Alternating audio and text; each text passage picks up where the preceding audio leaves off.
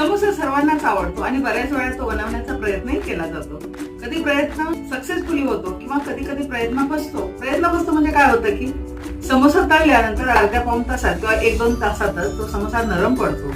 तर असा समोसा नरम पडू नये म्हणून त्यामध्ये योग्य प्रमाणात मोहन टाकायचं. म्हणजे 2 कप जर मैदा असेल तर त्याला पाव कप तेलाचं किंवा तुपाचं मोहन टाकायचं आणि मोहन टाकताना कडकडीत न करता ते गारच टाकायचं. समोस्याचं आवरण मळताना चपातीच्या पिठापेक्षा घट्ट मळायचं आणि 20 मिनिट तरी भिजू द्यायचं.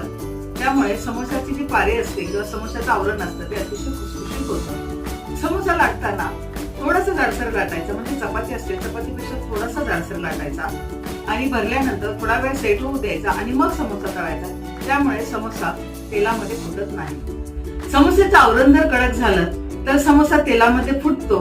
म्हणून काय करायचंय, हात लावायचा आणि समोसा दोन्ही हाताच्या साहाय्याने घट्टपणे दाबून व्यवस्थित बंद करायचा.